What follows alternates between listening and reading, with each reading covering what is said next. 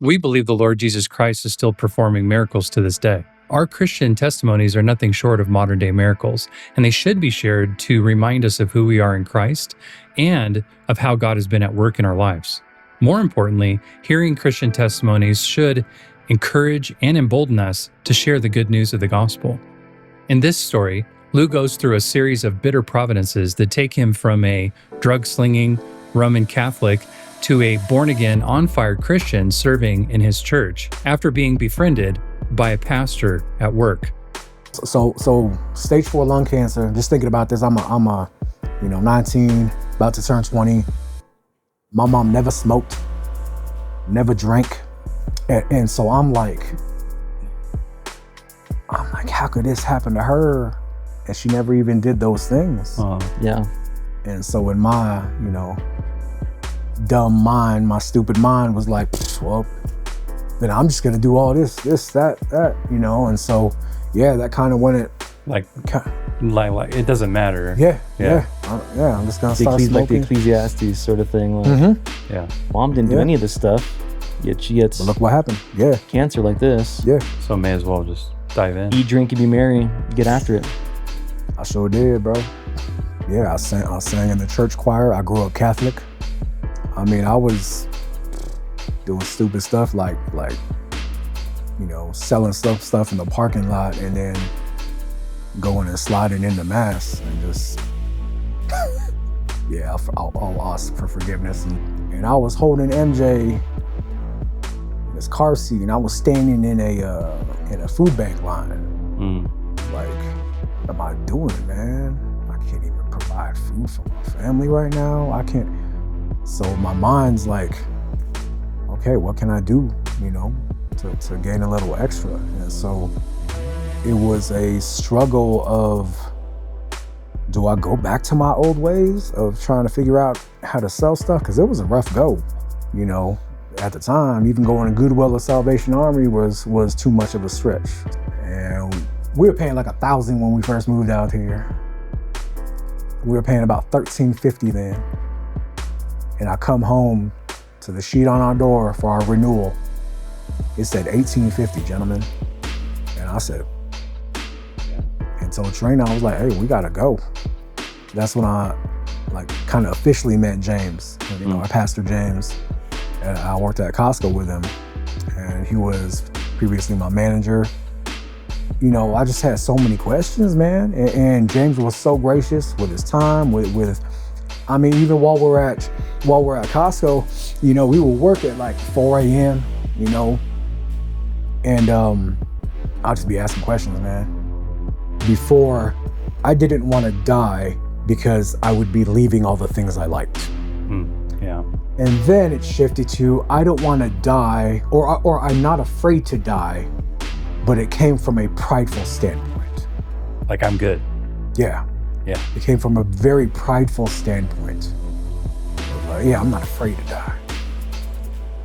And now it's my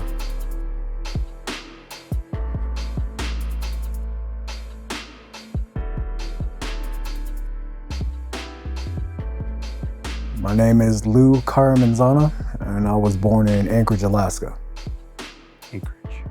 Anchorage, Alaska. Yeah, my parents moved from the Philippines to Alaska in '76. And so my oldest brother and sister were actually left in the Philippines while my parents worked at fish canneries down in Kodiak, Alaska.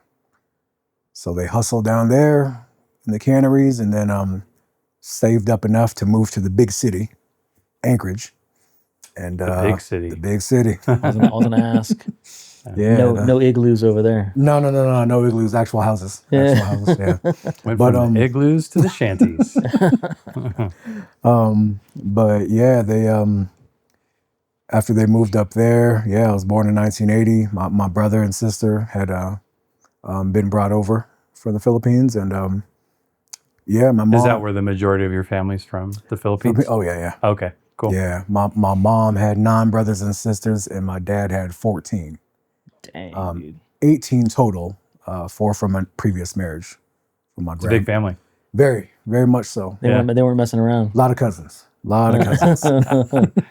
But Yeah, family gatherings were like an event. oh man, So we ran out of parking. yeah, Dude, just dinner, People- daily dinner was an event. People right? pouring out of the walls, you know, in the Wow. windows. pouring out of the jeepneys. Yeah.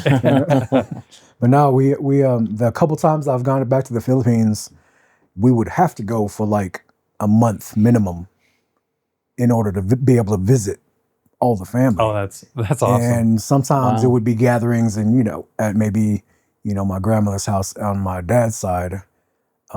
They actually lived on a dirt road where my grandma's house was on the top, another uncle's house right across from it, halfway down another uncle's house, and at the very end another uncle's house. So they kind of owned that little street right there, but that would be where the big gatherings were. So So for Filipino, I mean, or in the Philippines, is that considered like were they wealthy, like having property like that and all live in the same area? I don't know about wealthy, but I know they worked really hard. Like middle class? Yeah. Because my uncle at the very end, I do remember he had a really beautiful house. I mean, there was like marble flooring before you even walked into the home, and a few pillars nice. out front, right? Yeah. It wasn't humongous, but he sold chicken by the kilo at the market.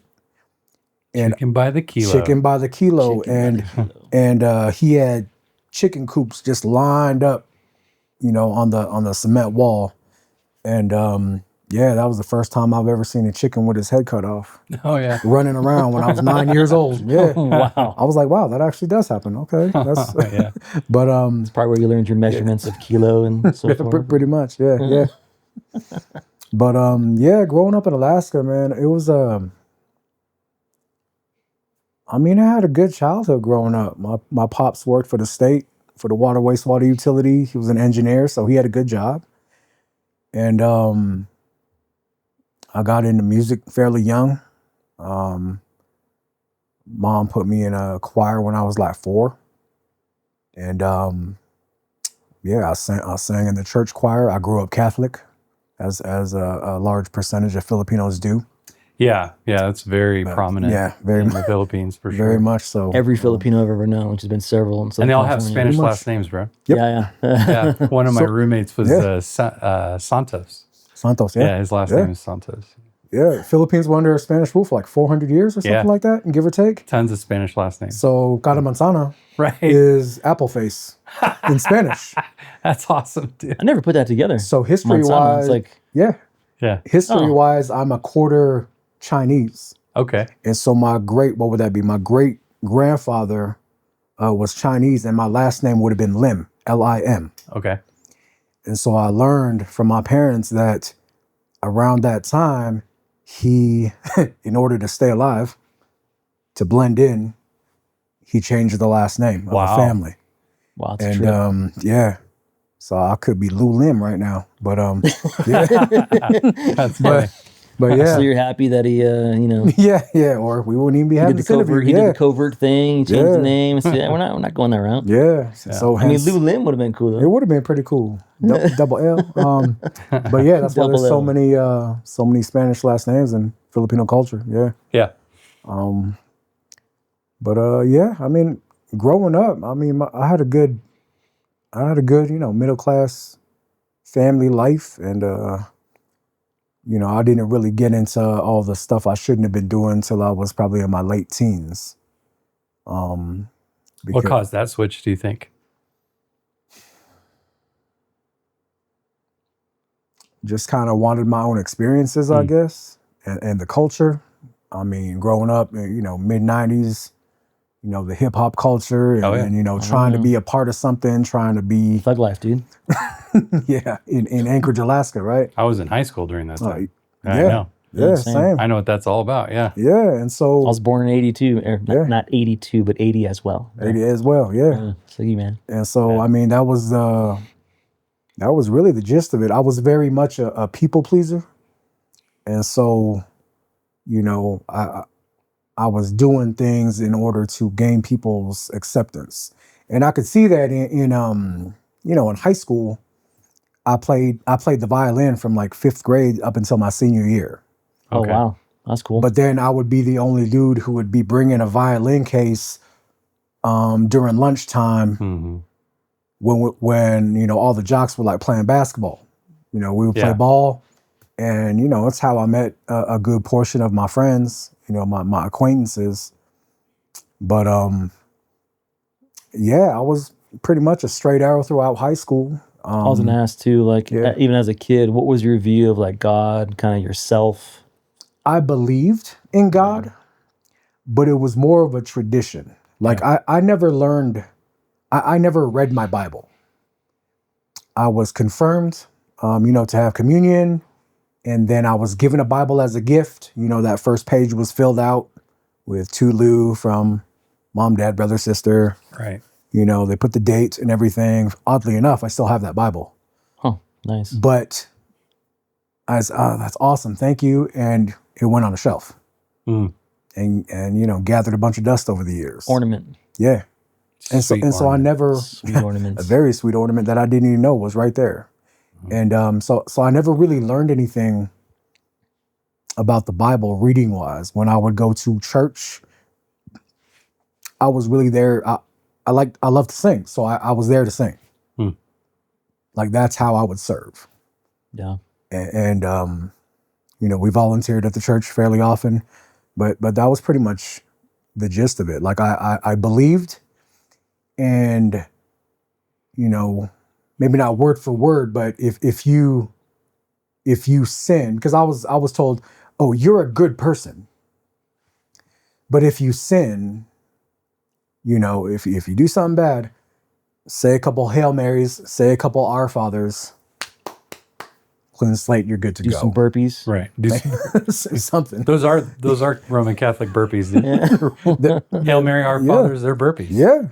And you better go down all the way. But you really trying to get forgiveness here, boy? I mean, that was really the gist of it. It was try to be a good person. Yeah. Yeah. It wasn't really a thought of you are a sinner, only saved by grace and faith in Christ. I had no thought of that. So you probably had the belief then, like if I die, I'm straight. Yeah, if I die, I'm going to heaven. Hopefully I have enough breath right before I die that I can say a couple Hail Marys and a couple Our Fathers and be good. Yeah. Wow. Yeah. But I mean, that was really it. I mean, my father. I mean, rest in peace. He passed away in 2017, October 30, 2017, and he was a good man. Worked hard. Gave the family a good life. We went fishing a ton when I was younger. Deep sea fishing? That's cool. Or freshwater? Yeah, just off the coast. That's great. We would go on a boat a couple times. He had a friend. A lot of salmon. Oh yeah, dude, those are fun fish. In Alaska. Yeah. Oh yeah, I grew up with two chest freezers in our garage. Oh man, because we had to. So we would fill up the chest freezers, and then we would send care packages to family in the lower 48. That's so awesome. West Coast, East Coast, Texas. Fresh salmon, my favorite. Oh yeah, my favorite. And that's so awesome. my pops worked for the state, and he worked a graveyard shift, 8 days on, 6 days off. So you already know those 6 days. He would call at about 7:30 in the morning, and my mom would already be cooking, packing stuff up. Oh, Lou, the camper's ready? Oh yeah, Dad, we're all set. Okay. I'll get home. I'll take a shower and we'll go. Okay. Dang, yes, bro. sir. He's ready to go. Nice. And he will work a 12-hour shift and then we'll go drive 2.5 hours to a fishing ground. And I'm like, dang, Dad. Yeah. Yeah, man. He was a diehard fisherman. Oh, very much so. We had to fill those freezers up. Oh, yeah. You know? That makes sense. I had an uncle who would come from Jersey and he would stay with us for about 2 months. And he would smoke a lot of our salmon and then vacuum seal it, package it for us. He used to be in the Coast Guard, I believe.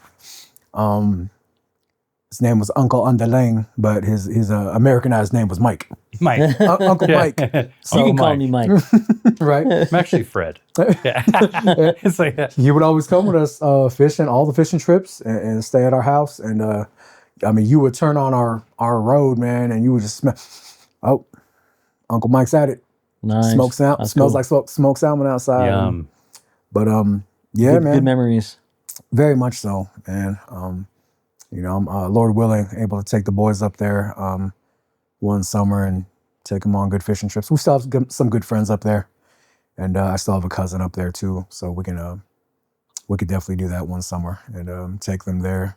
That's cool. But how was it growing up with the light and the darkness aspect out there? Like, man, during the summertime was great. I've never been to Alaska, but I always see like that's a trip, dude. Summertime was great, mowing their man. lawns at 2 a.m. kind of thing. Oh, I loved it. The street that I grew up on, probably from 7th grade on, was it was a circle. So there was a cul-de-sac at the bottom, and there was a basketball court on one side, and then literally the next summer, right across, that family put up a basketball hoop too.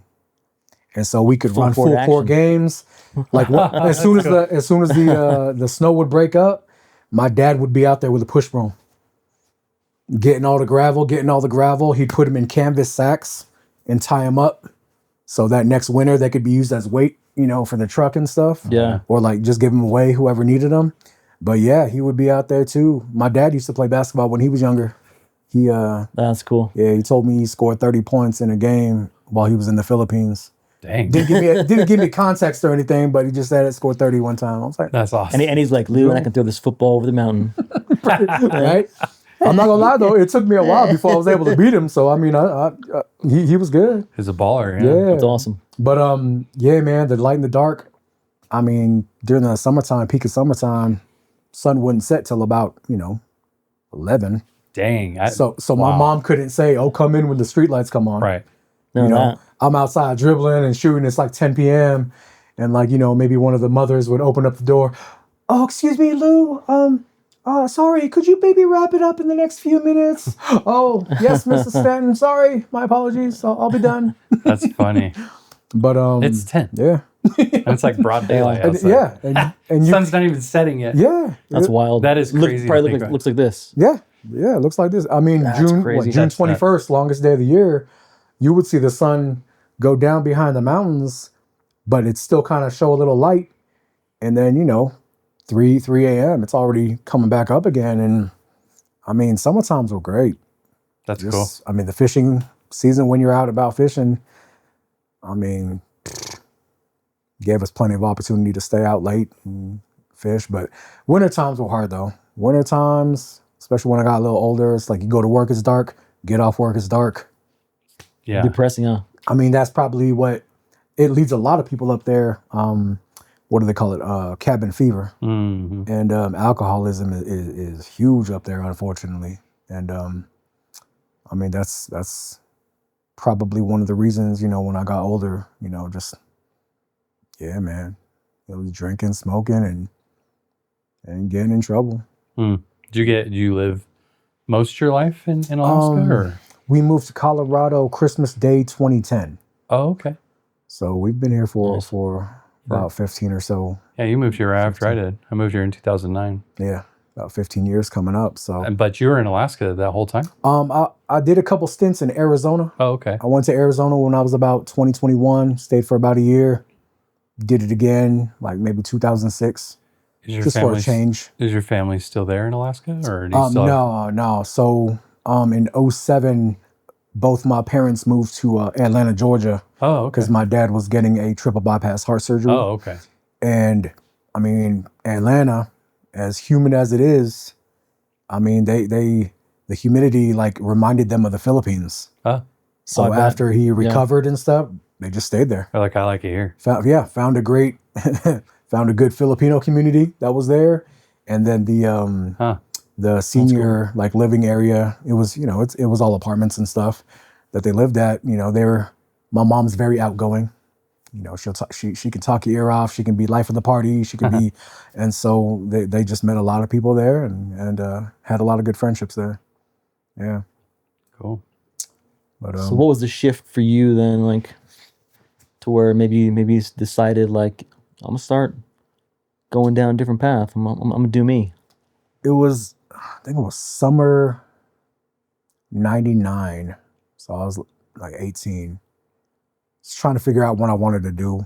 I went to college for 1 year after high school to do music education, but at that time you could not test out of any classes in regards to that music degree. And like I said, I was in a choir when I was like 4. So I was learning music theory, all of those things, music literature, history, and all that stuff when I was younger. And so as a late teenager, I'm like, I don't want to do this. I don't want to waste my time, quote unquote, and go through all of this. And so my plan was to actually just work and save some money. And I was going to go to Florida to go to, what was it? Full Sail University. It was a kind of like a recording, producing type degree to kind of just get that under my belt and, and just to use it to potentially become a producer, maybe to I was gonna ask, do something, in the music industry, because that's what I still wanted to do.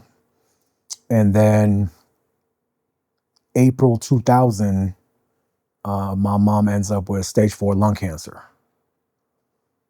And so that kind of put a halt to any plans moving forward. So in Alaska, they moved to, or my mom went to New York. We have quite a bit of family in New York and like Manhattan and in Yonkers. And so she did all of her treatment down there, did all her sessions of chemo, all her sessions of radiation. And they did surgery and they took out 2/3 of her right lung. And by Thanksgiving of 2000, she was in remission. So that was definitely a blessing. Huge blessing, huh? Yeah, she had her first. My brother had his first son, May of '99, and so my nephew, he was only like a year old. And during that whole time, man, it's crazy. My mom's 4'9" on a good day, tiny lady, right? But probably one of the strongest ladies I ever knew, man. And during that whole process, guys, she never cried once. Wow. And me and my brother, we were bigger guys and we were bawling like little babies, man. Just, of course. When we found out they couldn't do surgery, and so she had to go to New York and do all of the chemo radiation. August of 2000, my dad was already out there. And so I went and visited for a little bit. And that was the first time I saw my mom, kind of with a haircut like this. Yeah. Yeah. And, I was trying to joke around, be like, oh, Mom, why are you trying to copy me? Yeah, that's why are you trying to copy me, Mom? And she looked beautiful, man. She was just so strong, dude. And I asked her after she recovered and was in remission. And I was like, Mom, why'd you never cry during that time? Why did you? And, she was just, I have my first grandkid here. I'm not going anywhere. If God wants me, he'll take me, but I'm not going anywhere. I was like, I love your Filipino accent, man. Yeah, that's funny. got to throw it out so you can decipher who's speaking. But yeah, man, just the strength, man, that she showed during all of that was just amazing. But that also, so stage 4 lung cancer. Just thinking about this, I'm 19, about to turn 20. My mom never smoked, never drank, and so I'm like, how could this happen to her? And she never even did those things. Oh, yeah. And so in my, dumb mind, my stupid mind was like, well, then I'm just gonna do all this, that, and so yeah, that kind of went it like it doesn't matter. Yeah. I'm just gonna start smoking. Like the Ecclesiastes sort of thing. Like, Yeah. Mom didn't do any of this stuff, yet she gets But look what happened. Yeah. cancer like this. Yeah. So may as well just dive in. Eat, drink, and be merry. Get after it. I sure did, bro. Yeah. I sure did. And it was really all about the acceptance part. Like I dove in, started smoking, and I still remember this. We're in a little Ford Contour. Three of my buddies. And so I'm sitting in the back seat. I'll take my first hit, take it like a champ. 2 of my other buddies who had never smoked either were like, oh man, if Lou's gonna do that, I'm in. Lou did it. Yeah. And so, they started too. And yeah, man. You were 19, 20 at this point? Yeah. So I mean, through high school, I was pretty straight and narrow. Just did what I had to do. I was into music. I was singing. I was playing violin. Um, you know, volunteering at the church, singing at the church. And so throughout high school, I was in this group, and it was a singing group made up of different teenagers from different high schools around the city. And so, that kept me pretty busy too, because we would probably do like maybe 30, 40 performances a year, just around the city. Dang. and even out of state too. We went to where did we go to? I think we went to San Diego. We went to Washington, D.C. one year. And I think we went to like Minnesota for this big old like heritage festival. It's kind of like a competition sort of deal. But yeah, it was after all of that. Did you walk away from that? Like, did you just decide not to continue pursuing the music side of things? And I mean, pretty much. Yeah. After mom came back, to Alaska, that was about, end of 2000. Yeah. From then on, a little bit later, I moved. That's the first time I moved to Arizona. And so I stayed with my brother and his family and just to get out of Alaska, just to be able to hang out. And, I mean, even while I was down there, I found, real quick to find somebody who smoked and could get some, go out drinking and stuff. And yeah, just, I was there for about a year and then, and just up and decided to go back to Alaska and just be there with the folks and hanging out there. But, yeah, through my early mid-20s, man, it was just going out 3-4 nights a week, blowing all this money, smoking pretty much almost every day. Throughout the week, it would be more often than not when I would smoke, when I wouldn't, and just drinking.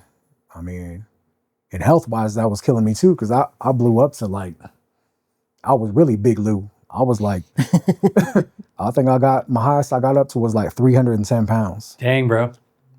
There's that ad. No taller. Is it Texas? Big Lou, I take meds too. It was life insurance. That's it was big. Definitely Big Lou, man. And like, no taller, I feel you, bro. No taller. Same height. And yeah, man, it was just a time of just, yeah, you just trying to fit in, trying to be cool, trying to gain acceptance with this crowd, that crowd, and which I was doing, but there's nothing after that. There's cool, yeah, they like you. All right, that means that you guys can either hang out or you might get used for something potentially, right? I mean, that's, that's really what it boiled down to. And, I was selling a lot. So yeah, I would, hook people up sometimes. And I mean, one of the guys I used to work with, he came from Kenai, Alaska, which was a couple hours away. And yeah, he would drop off like, I don't know, 3, 4, 5 pounds at once to me and come back the next week. Then we would swap what we needed to swap, and I would do it again. And yeah, man, it just wasn't smart. How long were you doing that for? That process? That probably not too long, probably a little less than a year.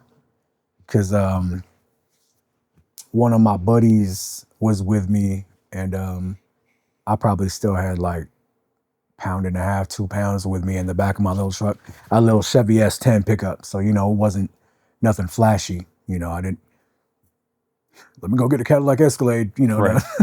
let you know what I'm really doing. But yeah, just a little nonchalant truck. And man, that tripped me out.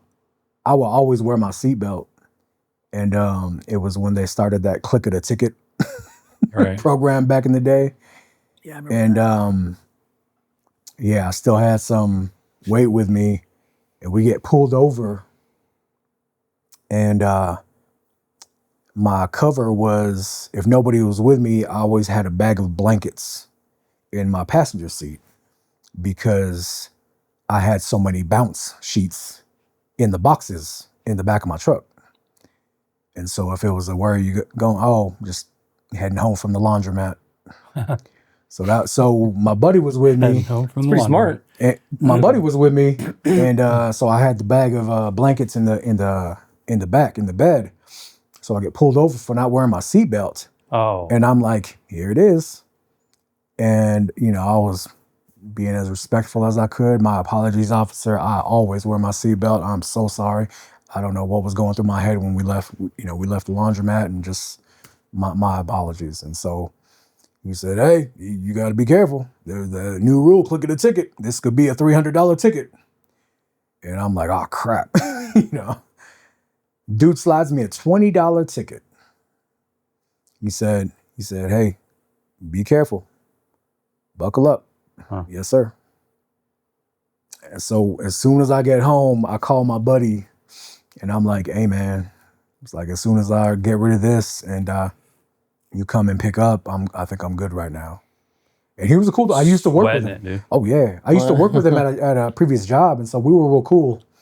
And he was like, yeah, no problem, bro. I got you. Yeah, you just let me know if you have anybody, that you could, refer me to, that could help him out. Referrals, dude. Yeah. And so after that, I stopped doing that, like heavier like that. I mean, I would still sell a little bit on the side, but so that was a good enough scare, at least to to get out of trajectory for you. That change, yeah. Yeah, because I mean, back then it still wasn't. I forgot when it legalized up in Alaska, but it was still, if you had more than 2 ounces for personal that wasn't broken up, you could still get in decent trouble for that stuff. So, but yeah, man. I mean, like 06, 07, I went to Arizona again, hung out with my bro and his family, and got a nice job at a dealership. So I sold cars for about a year, and then my pops, who never asked for help. He never really asked for help, And so he called me and told me about the situation of them going to Atlanta in 07 and was saying, hey, could you get back up here to Alaska? And, Mama and I could use your help for a little bit. And sorry, I didn't do the accent at the time, but Mama and I could use your help. I was waiting for it, dude. Could use your help. We were going to Atlanta. And so you can come back up here, help us out. Then we can get down there easier. Now I know who you're talking about. So that makes sense. Thanks, bro. But no problem. But yeah, man, I literally dropped everything and went back up for like a week or two. And then I went back down to, man, I remember I was telling the guys at the dealership, and so they all threw me money so I could bring back a 10-pound box of king crab legs. Oh, yeah. Of course. And so I'm like, all right, cool, because I was gonna go back to Arizona, get the rest of my stuff, and then say bye to people, right? And so they all slid me some cash, and then I go back to Alaska, square some stuff away with my folks, and I have the box of king crab legs, have it frozen, and then when I get to the airport in the Phoenix International Airport, bro, I'm waiting for this box. That's 10 pounds of crab legs, man. I'm like, where's this box at, bro? Swiped. No. Oh, yeah. Somebody snagged it. And so I got to go back to the dealership, tail tucked in between my legs, like, I'm sorry, you guys. I had it, but, somebody swiped it. So I had to hand money back out. Oh. And then, wait for the insurance claim, and finally got paid on that. But, yeah, man, that sucked. They were wanting to do like a crab boil and do all this stuff, and that's too bad. Just as going away, but it's a bummer. Anybody ever tells me anywhere at any time they're gonna go to Alaska, and are you in on the 10 pounds of crab? Yeah, of course. Yes, hell yeah, 100%. Yeah, every time, dude. Yeah, like take Venmo. 10 dudes, Yeah. 10 dudes What do you threw think, me bro? 20 You do bucks whatever. each, and that was it. But Oh man. yeah, that sucked. But Because Bob would say it's better to have crab legs and no money No. versus money and no crab No legs, crab right? legs. That's funny, dude. and that's when king crab legs were 20 bucks a pound. Yeah. Now it's what, like 35, 40? I don't know. It's Wow. expensive. That's for It's sure. ridiculous. But It's pushing weight. I was trying to see what happened. Got That's stolen. But no, around that time, I was still doing the same dumb stuff, Arizona, partying, doing all that stuff. And so when I went back to Alaska Are you single during that time? in 2007, yeah, I was single when I went back. And then that's kind of when I started, dating a little bit when I went back up there. But I had gone to a school. It was kind of like a career school, focused on. They had business, they had medical, they had a massage therapy program, and then they had like phlebotomy and like air traffic controller, something like that. I think that was the 5. And so I did their Interesting business mix. program. Yeah. I did their business program, graduated from that. And then after I graduated from that, I think this was before I even left Arizona that second time. They were asking me, they had quarterly graduations. And so they would actually ask me to sing at their quarterly graduation. And so I would sing a song, and they wanted to pay me. So I was like, if you guys can go ahead and just make out that check to my student loan, that would be great. Right. And so they did that. So I got a little extra, student loan payment 4 times a year. But at that school, at one of the graduations, the president was asking me, have you ever thought about teaching? And I was like, no, not at all, actually. And she was like, we think you would be a good fit for our business course to help us out at nights, and then eventually move to the days. And so I thought about it and just figured, hey, yeah, make a little extra money. And so I did that for a little while, did their business courses, taught their business courses at night. Excuse me. And then eventually they moved me to the days. And I started working for the director of education and the dean of students and faculty. And just was kind of their right-hand man in doing things. And that's actually where I met my wife. Trina was a student in the massage therapy course. Okay. And so, yeah.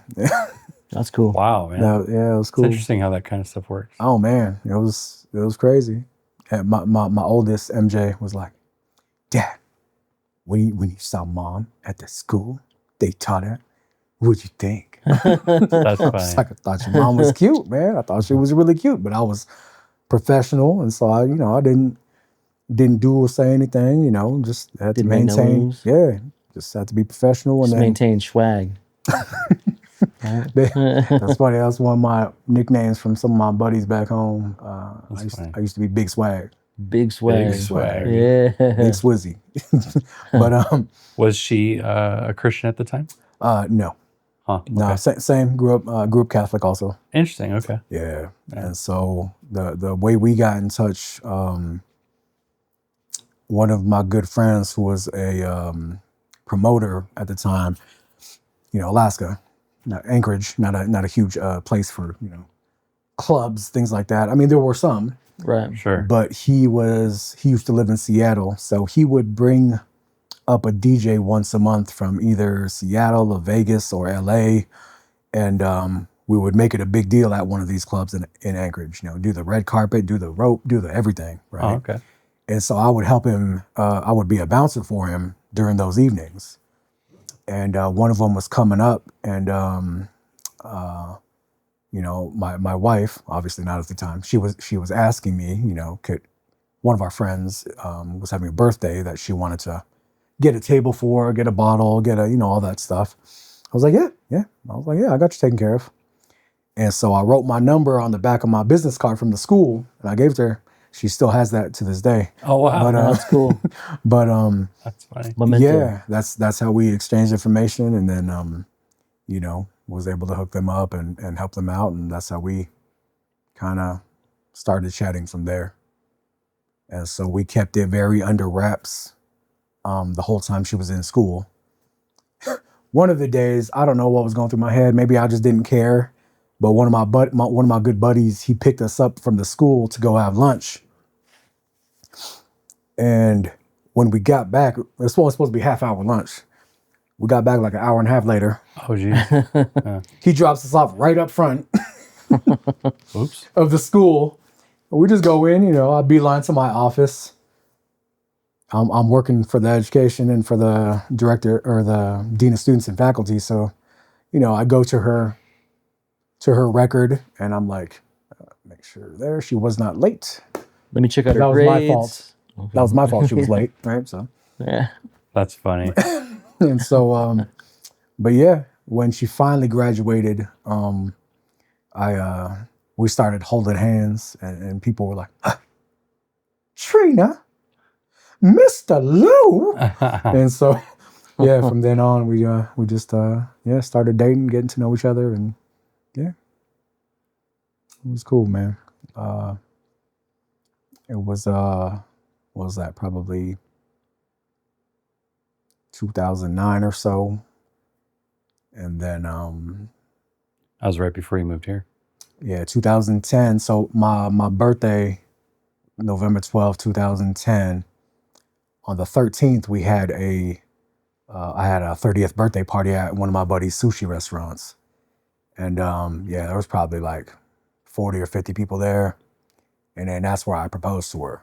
Oh, okay, nice. So yeah, my buddy had set up that place nice. It was like a sake bar in the middle. It was all blue, like kind of like fake ice, around the sake bar, and I was kind of giving like a little speech, seeing a lot of people that were around that night, some of my buddies that I've known like pretty much my whole life up there, and all the waitresses and stuff start gathering in the sake bar, like their phones out, and then, so people were like, is Lou that popular? Take it easy. They're all wow, right? Damn. And so Lou's an influencer. Yeah, big swag, Lou. Big swag before influencing became a thing. But and so I was just, I think I said something like, when you have good people around you, you want to keep them close. And so that's when I went into the proposal. And so, dang, yeah, it was cool, man. Still not. Neither one of you are walking with the Lord at this point? Nope. Okay. Nope. We have a belief. We believe in God, but there was no like, church is a given of what you're doing on Sunday. Nothing else. And so, I mean, were you still going to the Catholic Church at that point in time? Every now and then. Okay. It was an every now and then sort of deal. Really, because Easter, Christmas, somebody's dead. Right. Going to church. You're not lying. I mean, you're not lying. When I was going to church and when I was weddings, weddings, that's weddings the too. 4 prongs. Yeah. I mean, I was doing stupid stuff like selling stuff in the parking lot and then going and sliding into mass and just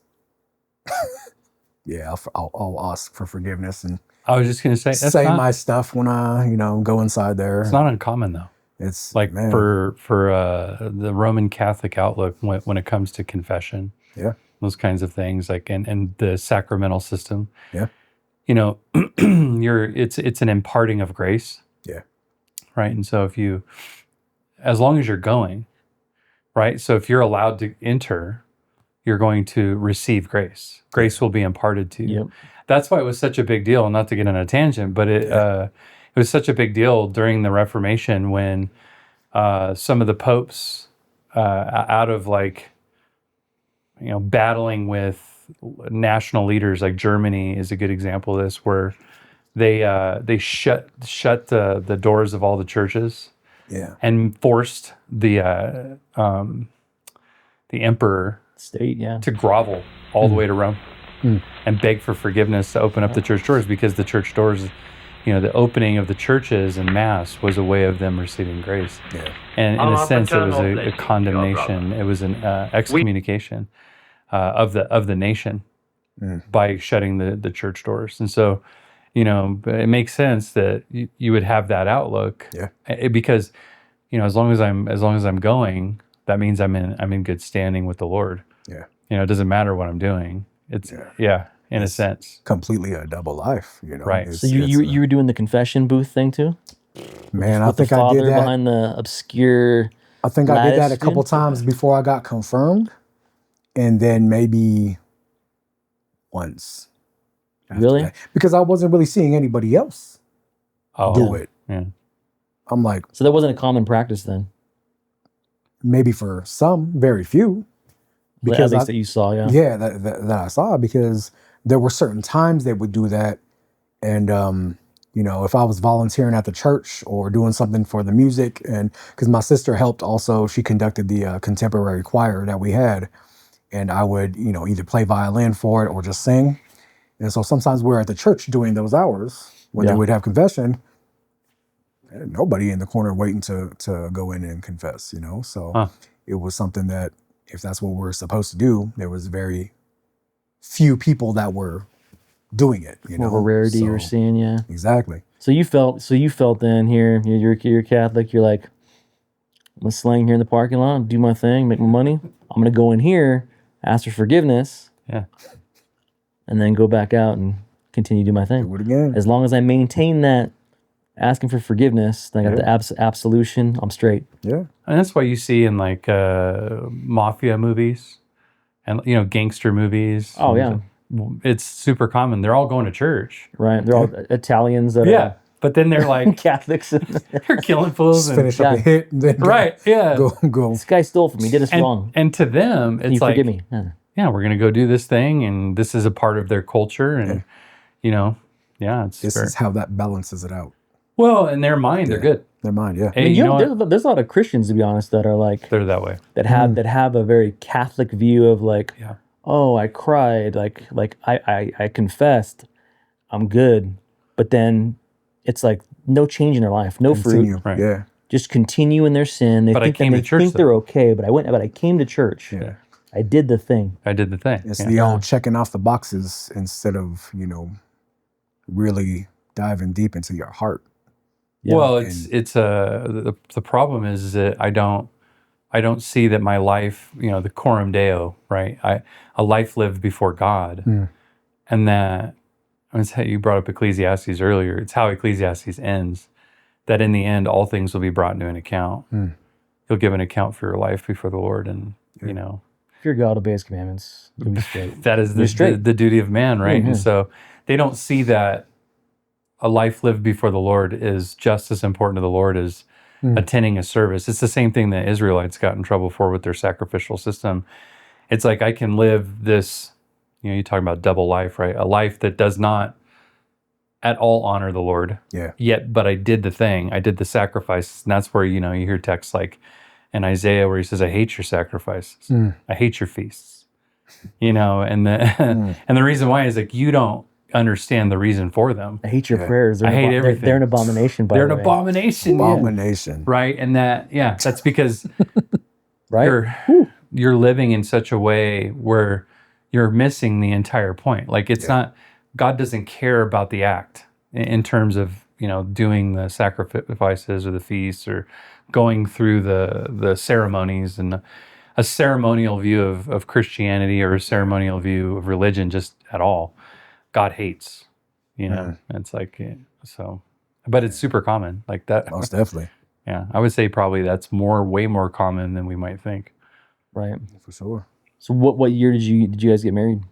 I mean, unless you want to share, feel free, but timeline wise, to share what And I also want to be sensitive of your time. No too, worries. No, I appreciate that. We were married June 21st, 2012.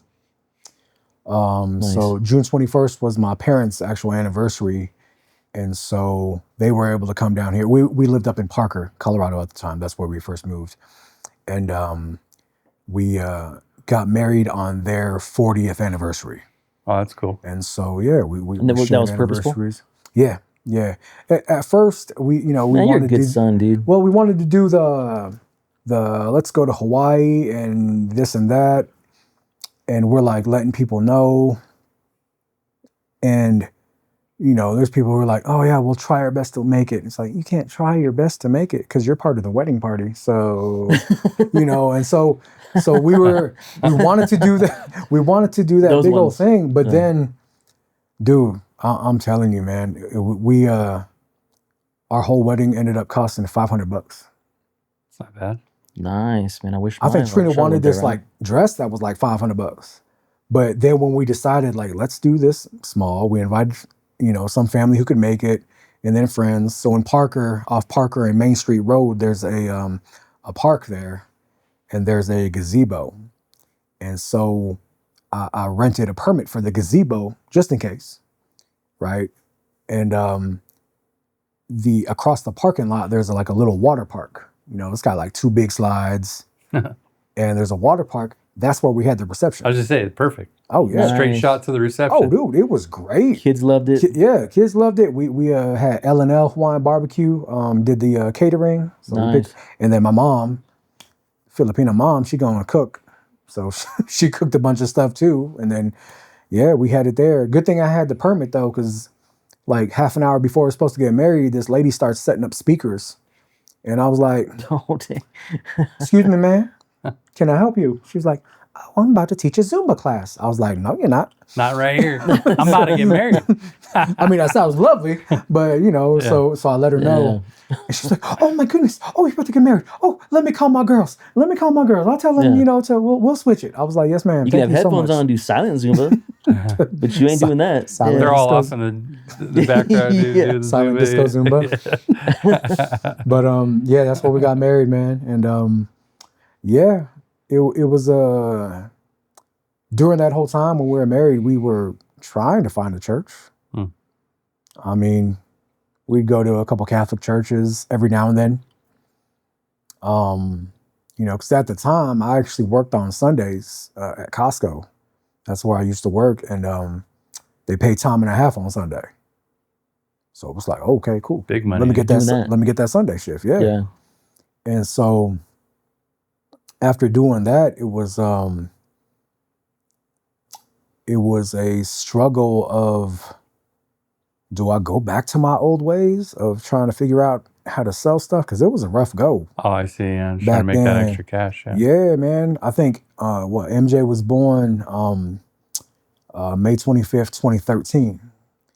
And he was about, I want to say 5 or 6 months old. And in the apartment complex where we were at, there was a Catholic church like right around the corner. Like literally on the same block as the apartment complexes. And I was holding MJ in his car seat, and I was standing in a food bank line. Like, what am I doing, man? I can't even provide food for my family right now. I can't. So my mind's like, okay, what can I do, to gain a little extra? And so, I mean, but what's amazing as I look back on all that, man, the Lord has been gracious, man. He's been good, even when I was turned away, Yeah.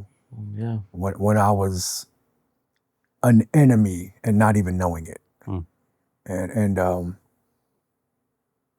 I mean, I remember one day I was at Costco and I was in the food court, right? And so I would have to open. I mean, it's food. And I had hurt my shoulder one day. And I come in there the next day and I have a sling, just to keep it tight. And I'm still doing my job. And a manager comes over like, what are you wearing a sling for in the food court? You can't wear that in there. I was like, I got to keep it tight, man. It hurts. I got to do my job. He's like, you got to go to the doctor. Yeah. Bro, a $20 copay back then was like, good luck. Right. Stretch on, yeah. Yeah, bro. And so my boss comes in, my manager, he's like, what are you wearing that sling for? I was like, dude, I tell him what's going on. Slides me a 20. He's like, go get it checked out, dude. Wow. And so during that time, I'm like, already thinking in my head, like, man, if they put me on leave, how am I going? We're barely scraping by already. Right. And you're sole provider. Yeah, at the time. Trina was doing, she had some reflexology clients, but, here and there, I mean, while I was standing in line at that food bank, it was actually a blessing because she had a client. That's why she wasn't there with me that first time I went to the food bank. And so, that was an extra $1,800 that were like life-changing at that time, right? Yeah. But So I go get checked out at the doctor, and they're like, yeah, you got to go on short-term disability. I'm like, dang. so I'm going to get 60% of my pay, but I have to wait a couple weeks in order to get that? So from there was a loafing jug right around the corner. And I had met this dude, a gas station. And I had befriended one of the guys there, one of the managers. And, jokingly, he was always like, oh, yeah, man, hit me up. If you ever need work, man, hit me up. He knew I worked at Costco. Bro, I came over, man. I hit him up. I was like, dude, here's the scenario. I can't go back to Costco right now because I got short-term disability. I'm like, what you got for me? I was like, can I work in this sling? He was like, done. I got you. Set me up, showed me the ropes, got me on the payroll. The loafing jug right off of Parker Road. He put me on that one, and then he gave Trina a job at the one close to our apartment, so she could walk there. Oh, and bro, so we were working at loafing jug, and so that loafing jug on Parker Road on the way to Costco, I'm sitting there in a sling working the front. People from Costco are coming in, getting a coffee to go to work. Yeah, they're like, "What are you doing here?" Got to pay bills. I'm on short term right now. They're like, that's crazy, man. You're crazy. I was like, do what you got to do. I got to pay my bills, right? Yeah. And so, man, that was a time when, we were just like, hey, man, thank God for just being able to have that opportunity to slide by. And was it the kind of thing like during that time were you guys still being like wise with your money and frugal, or were you spending like was that? Well, there was barely anything to spend, so now we had to be frugal. Yeah, we had to. Like you got the X amount of bills to pay, and that's that. I've been there myself, man. That church where the food bank was, that would have like clothes and stuff you could buy. So, bro, I was getting like dollar jeans and like dollar t-shirts and stuff like that. And at the time, even going to Goodwill or Salvation Army was too much of a stretch. So, yeah. And what's crazy, like throughout that process, though, man. I'm thankful to look back on all that because it was a very humbling experience and humbling time. And I mean, I thank God for that struggle because that probably taught you how to use money too, like going through that, right? It gave us an opportunity. I mean, as much as we could with what we had. And so, yeah, man. And then later on, I think it was like about 2016. The same apartment complex. I come home from Costco, and we were paying like $1,000 when we first moved out here. We were paying about $1,350 then, and I come home to the sheet on our door for our renewal. It said $1,850, gentlemen, and I said, "Well, that's obviously a typo." It's a big jump. Yeah. Let me go ahead and walk this over to the office. Yeah. You guys have an 8 there. I don't know if you guys knew that, because that's crazy. If it jumps from $1,350 to $1,850, that's a big jump. That's a huge jump. She said, "I'm sorry, sir. That's our current market." And I was like, your market sucks. And then I walked out. Yeah. And told Trina, I was like, hey, we gotta go. We gotta move. And so, yeah, we started looking down in the Springs. Unfortunately, looked at this one spot that was income restricted. And bro, it took them 30 to 40 days to go through the process, and we got denied. Oh, no. Oh, geez. Like $250 or like $500 annually, too much what we made. Wow. Ouch. And we got denied. And so super close. That was probably like a couple weeks. This was around Thanksgiving time. I still remember because we were going to go down to Pueblo West where my brother lived. And we headed down there and stopped by an apartment complex next to Fort Carson. And it was like 4:45 and the lady closed at 5. And I was like, man, you got a 2-in-1. And so she quickly showed it to us. And we're like, yeah, what do we need to do? Did all the paperwork, went to, I think King Soopers around the corner, grabbed the cashier's check. And she was like, I'm going to lock the door, but just knock on it when you get back because I'll be closing up. I'm like, all right, cool. Thank you. Slid her the check and then went down to Pueblo West. 11 a.m. the next morning. She was like, oh, you guys are approved. Praise God. Wow. So that's how we got down to the Springs. And the Lord used that. $18.50 to get you to go to the Springs, Goodness man. gracious, bro. I'm glad he did. I'm glad you're here, bro. $500. Right. But yeah, throughout those next few years, man, 2016, 16, 17, 18, and yeah, I'm just working Costco. You know, Trina has her clients on the side, and yeah, just same thing, kind of just every now and then go to church if I happen to be off a Sunday. I'm still Roman Catholic. Yeah, still Catholic as Catholic as I can be, I guess. Yeah. Not really doing anything, but it wasn't until maybe it was 2018, that's when I like kind of officially met James. You know, I Pastor James, and I worked at Costco with him, and he was previously my manager. And man, I feel so bad. I was a cursing fool back then, man. you talk about using them for adjectives and nouns and pronouns and everything. Oh, of course. And like I would get so pissed off about stuff, bro. I would take pallets, I would be tossing them, you know, throwing them, and just and yeah, man. After getting to know James a little bit, I was still working Sundays. And who's James? Time and a half. James Medina. I know. Pastor James. Yeah. Rolla, my brother. Rolla. You have a video with this said James. You guys do. Go watch that. It's a Good great story. testimony. Yeah, an amazing testimony. Yeah. But yeah, man, just one day he was like, you know, at the time it was just MJ, you know, for our sons, but he was like, yeah, why don't you see if your wife and son want to go check out the church one day?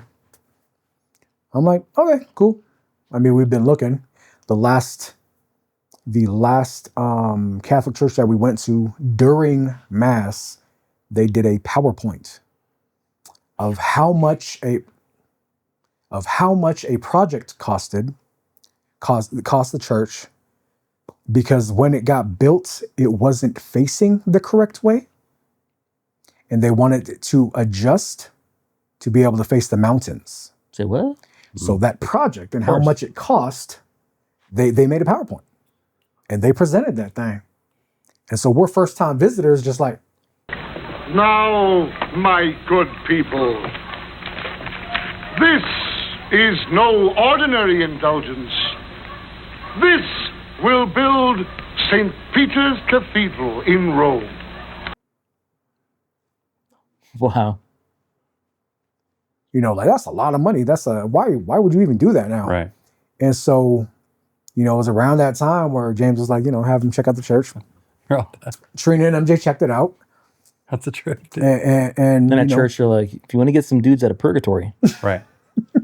like, Hey, pay it up, dude. And can you imagine what we helped out with? what's the saying? All With those the coin and the copper, yeah, when the copper springs. Oh no, angel gets his wings or something. No. As far as angel- somebody from Purgatory Springs. someone and from Purgatory Springs. I don't That's know right. exactly what That it is. Yeah. that was Tetzel. Tetzel. That's right. For who would see his mother in flames when, with a piece of silver, he can set her free? For as soon as the money clinks in the chest, the soul flies up to heavenly rest. Yeah, the Roman Luther Catholic hated that evangelist. guy. Yeah, oh, Someone from Purgatory Springs. That's punked funny. Tetzel. Yeah. Yeah. But yeah, man. Angel gets his wings. So at that point, you're like, nah, dude, we're out. Yeah. Well, here you are financially struggling, and they're talking about shifting the church Yeah. to face the mountains. I'm like, It's and that's going to be millions. No, it literally was. You're right. You're like, I'm trying to survive. Like- Like the church is a shift. We're Just a few a degrees couple over this feet. way. The numbers, The front bro. range, dude. And I mean, it'll the front be- range is beautiful. But guys, it'll be epic. Yeah. Like at the Yeah. end of it, I mean, the Lord would be so honored. And in the meantime, So honored. you could definitely spring a few fools out Yeah, of get some homies out of purgatory. Yeah. Dude. I'm like, yeah, how much is Absolutely. 200 for Uncle whatever, dude? Full Yeah, indulgences too, by the way. While you're at it, just go ahead and. It was a trip. Lou, Just you want to seeing sell the drugs numbers. again, man? No problem. Full indulgences. Yeah.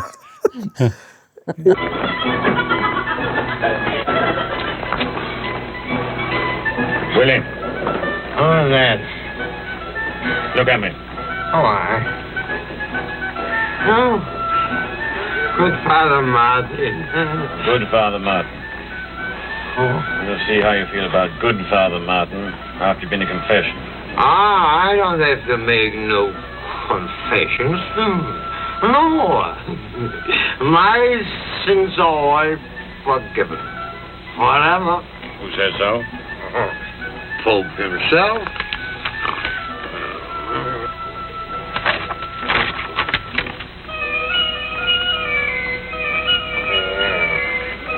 Where'd you get this? Across the river.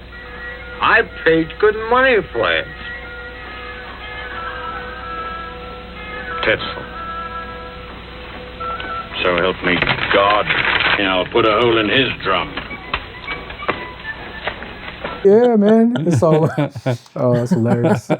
But around that time, yeah, It's wild man, to think that way. that's It is. when Trina asked me to invite them to church, and they went and they liked it. And so I was like, well, I want to go to church with my family if they like it, right? And so I went to my manager and I was like, hey, I need Sundays off. Well, it's time and a half. I was like, oh, whatever. And so they were so cheap with it that they would pay me time and a half on Sunday, but cut me after 6 hours. Right. And so I did the math and I'm like, Pretty much. so I'm making- literally only losing like an hour of pay if I switch from Sundays to, because I would get an 8-hour shift on a regular day, right? So messed up, bro. Oh, it was so weird, man. I'm like, That's that corporate math right Oh, You there. ever sure. seen Napoleon Dynamite? And they're on like the chicken farm or whatever. It's like, can I pay you in pennies? Can't find my checkbook. Hope you don't mind I pay you in change. $6. It's like $1 an hour. Yeah. And then he's like, it's like $4.07. Are you kidding me? Can I pay you? I pay you in pennies. Yeah. man. But it was a blessing, man, because they're like, all right, yeah, let's we'll get you squared away maybe in a week or two to get you Sundays off. And what was dope was they gave me Sunday and Thursday off. And so when we were going to church, we'd be able to go to church with them on Sunday, but Wednesday evening, James was having a Bible study at his house. And so Wednesday evenings, I would be able to go to their house, with the family and learn, Yeah. just learn all the stuff that I never learned. And why do you believe? And so, yeah, Wednesday nights, I don't know how many times we stayed late and we're just asking questions and just trying to figure stuff out. And So it sounds like you were hungry to learn at this point in time. Compared to what you 100%. were used to in the Roman Catholic Church. 100%. Learned So- barely anything. And So then here you Roman are, Catholic like, Church, they have their missal, whatever it is, right? And so I remember one year, I forgot what age I was, but I was looking through it because I was a singer, right? So, we were singing songs and there would be snippets of some songs. And then like the next year, bro, it's the same exact thing. Dates changed. So I'm not learning anything new. I'm not learning anything, And so when I'm like, start going to breathe and it's like Reformed Baptist, I don't know what that is, bro. They believe in God and they Yeah. believe in Jesus. They believe in the Holy Spirit. Cool. Let's roll. Yeah. But they're preaching like in continuity with the Bible. And I'm like, that's dope because I never read the Bible. So Yeah. in learning, I was gonna ask about that. I just had so many questions, man. And James was so gracious with his time, even while we're at Costco, we would work at like 4 a.m., and I'll just be asking questions, man. And we were talking so much, managers split us up because we were working in the same section. Oh, that's funny. We're in the produce section. Oh, wow. They split us up. They shipped me off to like the opposite end of the Yep. of the warehouse. Oh, man. it's And I'm messed like, up. you think that's gonna stop me? And so I'm That's like, funny. working in my end now. And I'm like, I still remember this, man. There was one time where I was just so fed up with Costco. I was done. And so I go over to James. I was like, bro, you ever deal with this, man? I'm done with it here. I know he was frustrated too. Yeah. Right. So he was like, Colossians 3:23. He was like, go read that and come back and we'll talk about it. And I'm like, all right, whatever. So I go back to my area, boom, I read it. do your work unto the Lord, not of man. And I'm just like, Yeah, no, it's man pleasers, yeah. so I'm working a little bit more, and I come back to him, we talk, and he's like, check it out, bro. He's like, I'm stocking veggies and fruit over here. Right. He's like, but after I'm done, I take a step back and I say, Lord, I pray that what I just did in some way gives you glory. In some way, because it's all for you. Yeah. In what I'm doing here right now. And just to hear that mindset, man, just to hear that shift of like, because when you're at work, you want to do something you want to do, right? You want to do something fun. You want to do something, and so it's monotonous, throwing boxes and throwing fruit, throwing veggies, and so to have that mind of whatever I'm doing here is for the Lord. Yeah. It's not for me, but I had 38 plus years of doing it for me. Yeah. So that's why it affected me so much that day. And I still bring that up to James. I was like, man, if you never gave me that scripture, man, and gave me an opportunity to think on it and pray on it and just, it was a very pivotal moment of a, heart change for me. It's interesting how that works. Oh, man. Something as simple as just like, hey, when you do your work, do it unto the Lord. Yeah. Not for man, not to gain any sort of respect from people, but just to do it unto the Lord. Yeah. When you saw, here's a fellow man, or your friend who's going through the same stuff as you, the same sort of feelings that you have with work and that kind of stuff. It says, totally different mindset. Here's the biblical mindset in viewing this. Yeah. And so what's cool, like what I think is so cool is that he's my pastor. Mm-hmm.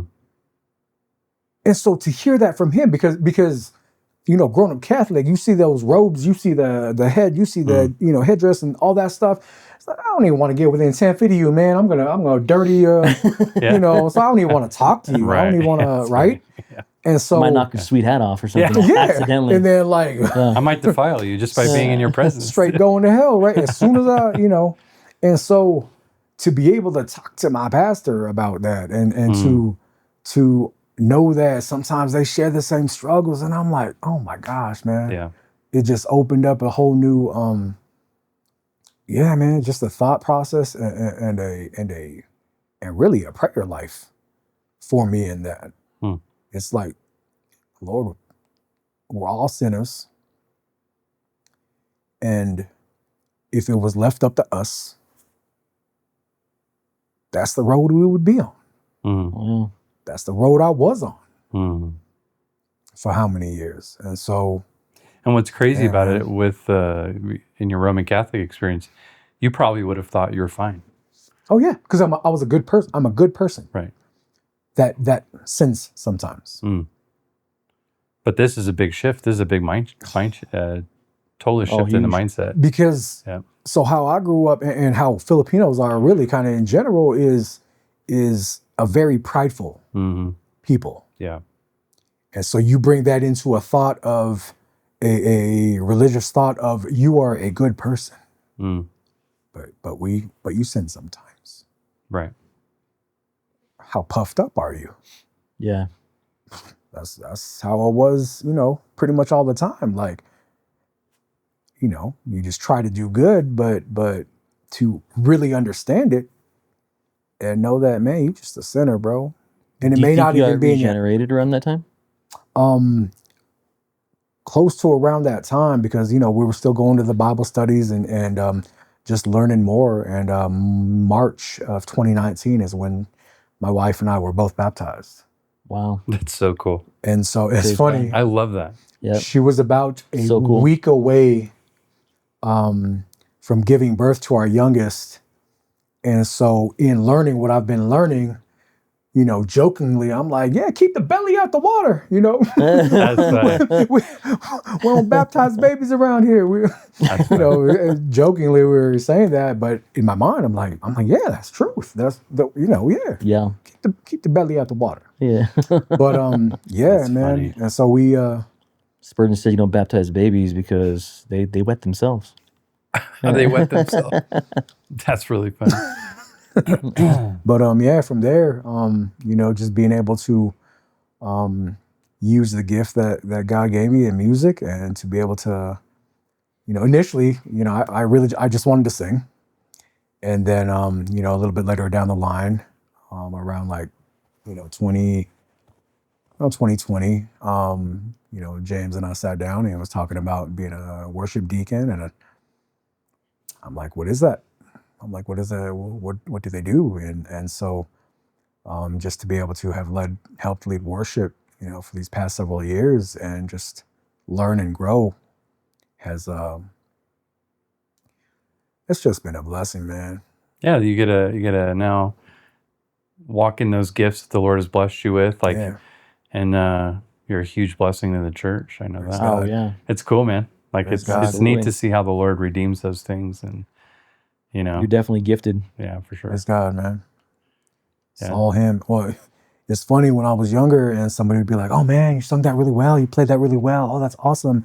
My first initial reaction is, "Oh yeah, my mom put me in a choir when I was 4. I did this. I played this. I did this. I did that. I did this." Yeah. Yeah. Man, when people say that nowadays, I just say, "Hey, praise God. Yeah. Yeah. Praise the Lord." It's really cool. If it was up to myself, I wouldn't be here right now. Totally right. I'd be doing something else. Oh yeah. I'd be, you know, staying home watching football, You'd be off binge the deep end, bro. doing Absolutely. stupid stuff. Just Right. yeah, man. That's another funny story. So I'm a fan of a team from the Bay. I'm a Niners fan. So one day, Our family's a huge Niners fan, so you're in good company. so that initial You just gained some cred. Super dude. Bowl, man. but that Super Bowl, what was that? February 2020, I believe it was. Might get my dates wrong, but I remember. This is the funny part. I don't know, but my wife would. But what's I guarantee my son and my wife would know. Me, I don't watch this stuff. These dates. I might have it. I tell everybody knows, man. I know it's really funny. Yeah, I'm sorry, I'm a nerd. I don't. Who was the watch any quarterback of during this that stuff. time? Who was the QB? That was Garoppolo. Is that what he The meant? Italian. The Italian. But Garoppolo. so during that time, you know, I'm still, you know, newly-ish saved. And so we're watching the game at James's house. A lot of people from church get there, right? Bro, I'm throwing bombs left and right, up, down, every which way possible, and just in this old blue zone. Bro, Touchdown. F yeah. and James is just like, he's like, whoa. and even my wife is like, Lou, there's kids here. You know, old Lou. They're gonna hear it somewhere. They're gonna hear it somewhere. Yeah. It's gonna be. And so I'll tell you. You're a deacon. I'll tell you, the Spirit was working. I wasn't a deacon yet. I wasn't a deacon yet. But they probably didn't. Yeah, they're like, we were considering it for that, but you know, I don't know, man. We need to talk. You and your sporting, you have these sporting habits here, dude. You ain't talking about that. So that was Sunday, obviously, right? So Monday morning, James and I work, and I go up to him. I don't know, it was early in the shift, probably like 4:30 in the morning. And I'm like, hey, bro. Hey, man. I'm really sorry about yesterday. That's funny. And so I tell him, I'm like, because most of the people that were there were from Wednesday night ecclesias at their house. Oh, geez. And so I go to him and I'm like, do you think... Dem ecclesias. Do you think... the first thing on Wednesday when everybody gathers, may I apologize to everybody? like especially the kids, bro. Just like I was like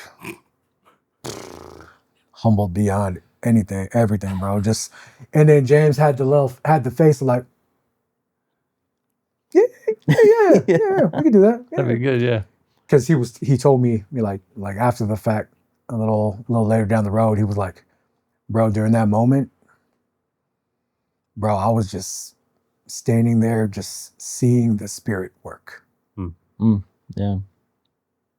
Because old Lou, I would have come in a Monday morning and be like, man, that was whack, that sucked, blah, blah, blah, you know, because we lost, blah, blah, blah, blah, you know, being all upset.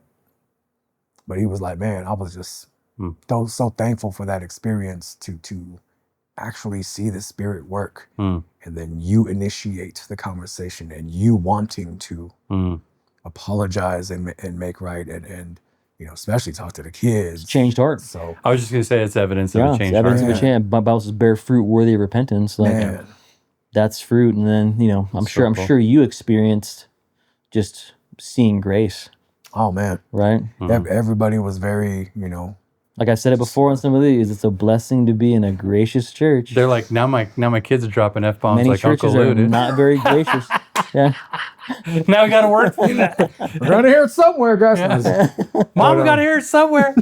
That's really funny. But yeah, man, that was a real pivotal moment right there too. And that's cool.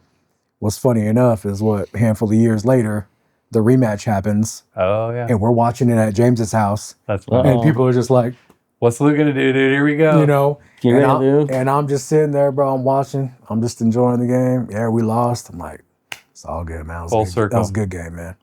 This is the new Lou now. Man. Gosh darn it. This is sanctified Lou. Shucky darn it. Yeah, shucky ducky. Cheese and crackers. Well, I know you gotta get going. I want to honor your time, and I do appreciate you spending time with us today. It's been a huge blessing hearing your story.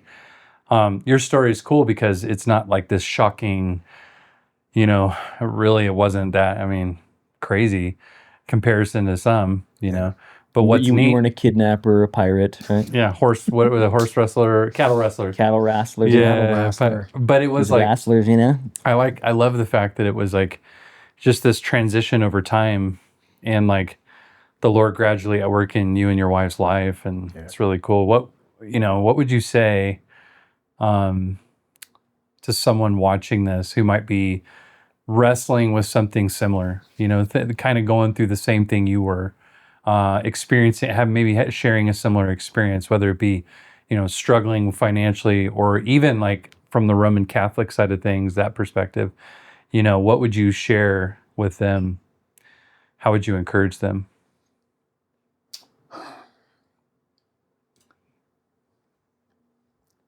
For the case of people, you know, maybe even if they do believe,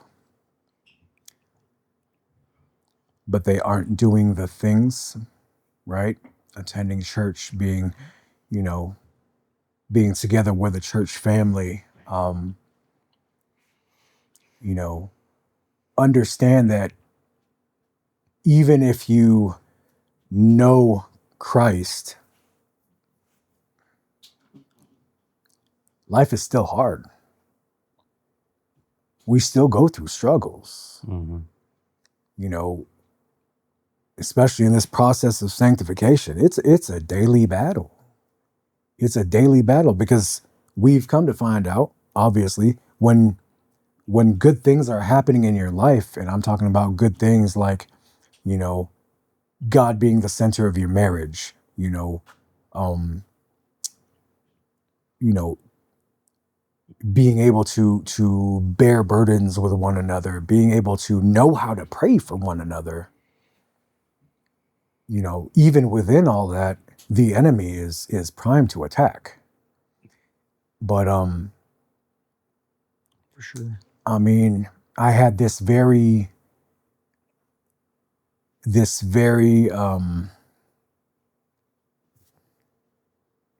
prideful mindset of, before, I didn't want to die because I would be leaving all the things I liked. Yeah.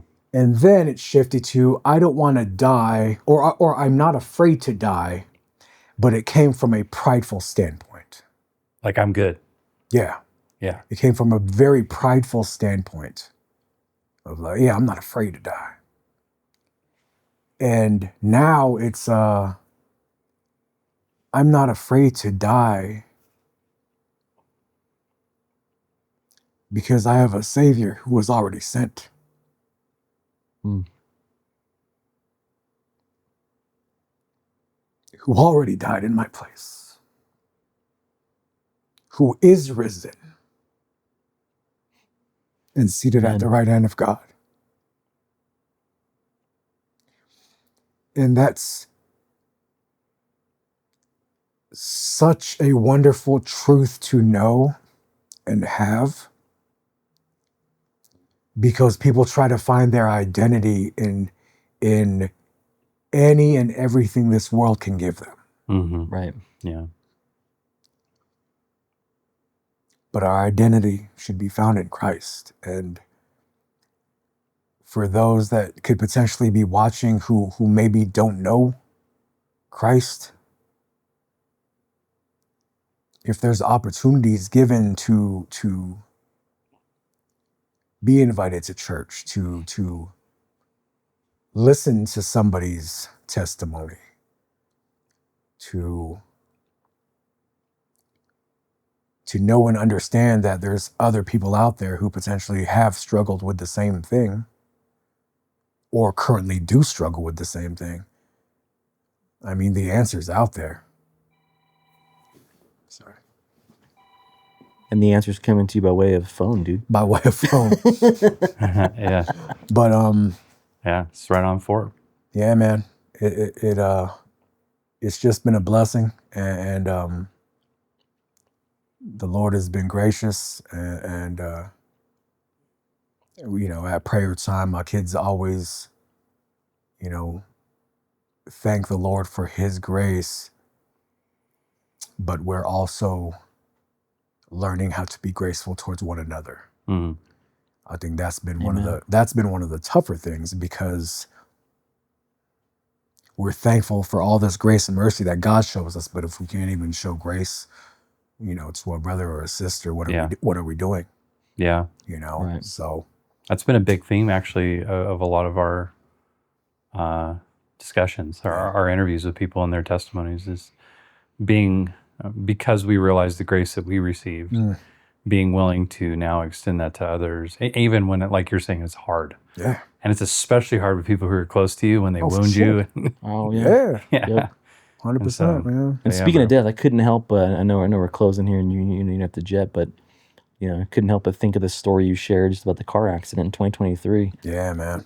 It's like here you are now. You shared your differing views of, you know, coming to death, prideful, and obviously you're a Christian. And here you are. You're like, man, I'm just thinking like, if I roll off the side of this cliff, like, thank God I got life insurance and I'm good. And I'm saved by God's grace, man. Well, right? that and I shared, you know, sometimes when I talk behind the keyboard after a couple songs, I shared that next Sunday, man. That I mean, there are so many people that reached out to us to see how we're doing. So many people that brought meals over. So many people that offered a vehicle, you know, to use in the meantime. And I mean, I said that next week, like if I had gone. And if I had passed, my family would have been taken care of, man. Mm-hmm. Just with how that church family is, and how they look out for each other is, man, it's just such a blessing, man. Amen. Just in a little bit of time I've been there, I've experienced that. Praise God, man. Praise God. Experienced much grace, knowing kind of our stories, where we've come from, and you know, some jacked up stuff. I've experienced nothing but that. Praise God, man. Yeah, we're really blessed That's to be a awesome. part of this church family, for sure. Amen. We're blessed to have you guys. Yeah. Well, praise God, bro. Thank you, guys. Thanks for your time, man. My pleasure. My pleasure. Big dog. Cool. Love you, bro. Love y'all too, man. Yeah. Appreciate you, man. Yeah, for sure, man.